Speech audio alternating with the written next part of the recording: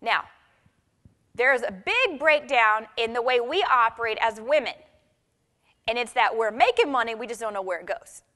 Okay? So we're going to talk about that in a few minutes. We're going to get clear on making sure that we keep the money that we're making and that we can account for the money that we're making. And y'all, this is a business that sells itself. It's the #1 best-selling brand of skincare and cosmetics in the country. You don't have to be good to make money in Mary Kay.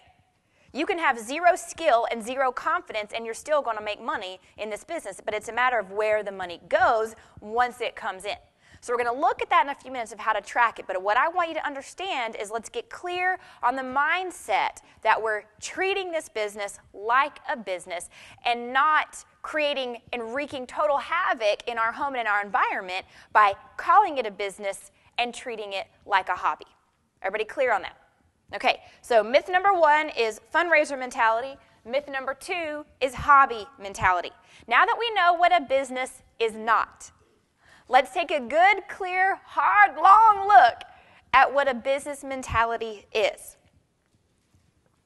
If you're operating with a business mentality, it means you're building a long-term sustainable business by growing a customer base of new and returning clients who appreciate your products and your customer service.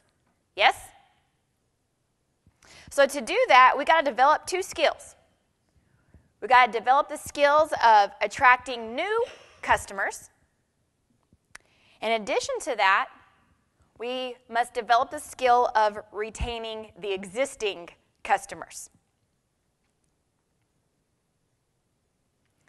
So if we can check the fundraiser mentality and hobby mentalities at the door, step into a business mentality, develop these skills of attracting new clients, retaining existing ones, and developing this big, thriving customer base who appreciates us for our products and our services, guess what?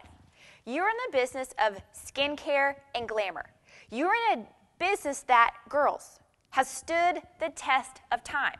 One of only 3 industries that survived the Great Depression. One of only a handful of industries that is currently thriving in the economic chaos that we currently live in.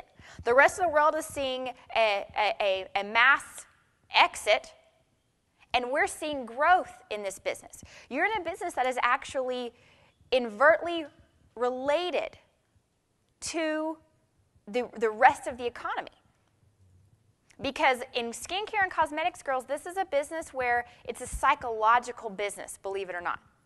Okay? Women are going to get the food on the table, and then we're going to put on our lip gloss and mascara.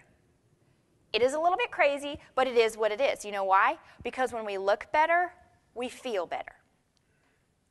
So you are in an amazing business, in an amazing industry. But it's a matter of learning how to treat it like a business, capitalize on what is there for you, take advantage of these opportunities, okay? So #1, we're going to set our income goals. #2, understand business mentality. And step #3 to thinking and acting like a business person is define your target market. What kind of women do you want to build your business with?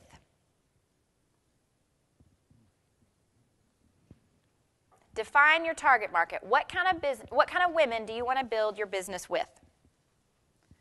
Let me give you a couple of examples just to think about here. Okay, I want to develop a loyal customer base. And this is something that I actually wrote out for myself.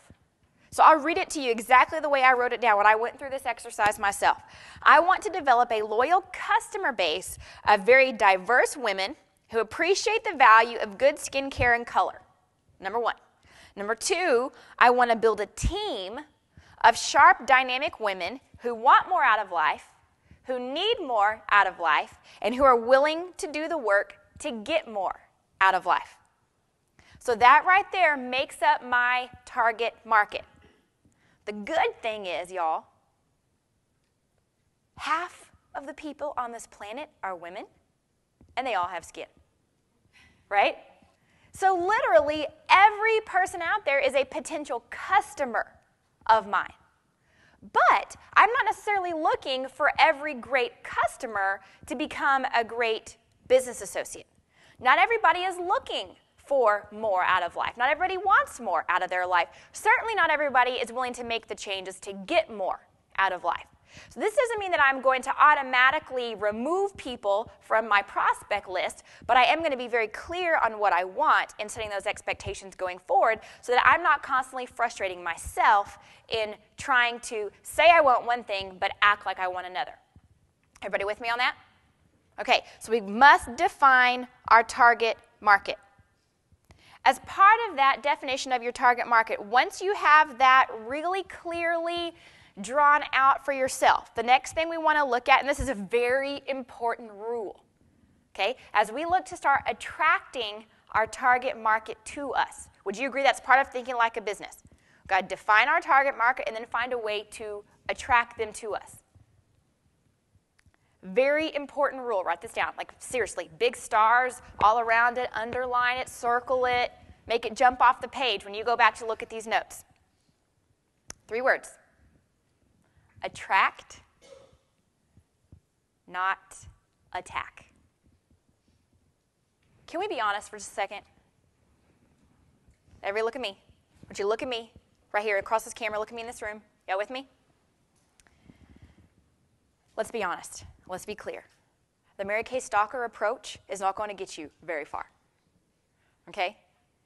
The Mary Kay Stalker approach has given a lot of us a very bad image. It's made those of us who really want to build a long-term, sustainable, healthy business are really a lot of work to do to make up for that negative Mary Kay Stalker image. Are you with me on that? Okay? And it's not going to get you very far, number one, nor can I imagine that it would be very fun and rewarding to work your business in that way. Because if you chase off all your friends, your family, and your prospects, who the heck are you going to work with? I mean, seriously, who's left? Okay? So that is not the way that we want to work our business. We want to attract our target market. So then the next question is, how do you find and attract your target market? I want to give you an analogy that will help you always keep this in good perspective. I want you to think about going fishing every time you start thinking about attracting your target market. How many of you in here have ever been fishing? Raise your hand. Okay, how many of you who have family members who love to fish? Okay, this is one of those things that, again, I just think it's a complete colossal waste of time. I'm not a big fisher. Now, I have family members who love fishing. I can think of few things that are more boring and smell worse.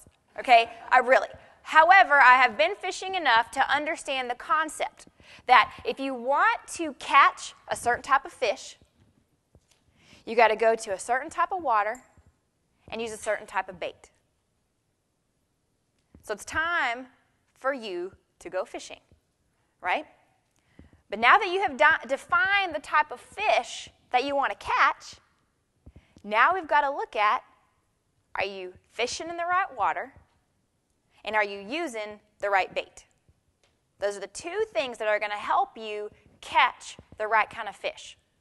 So, are you fishing in the right water? Are you inserting yourself into the areas that the kind of women that you want to attract into your business where they do life? And then, are you using the right bait?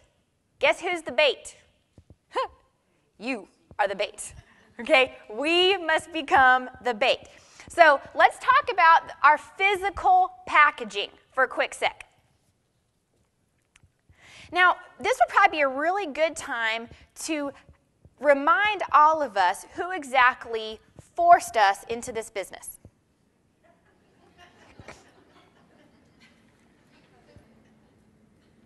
If you're forced into this business by anybody, raise your hand. If you were forced in these doors by somebody, raise your hand. If you're on the other side of the screen and you were forced into this business, now would be a good time to turn it off and go to bed. Okay? Here's what I want you to know. You signed your name on a dotted line, or you clicked the submit button online to sign your own independent business contract, which means you volunteered for this business, correct? Here's my point.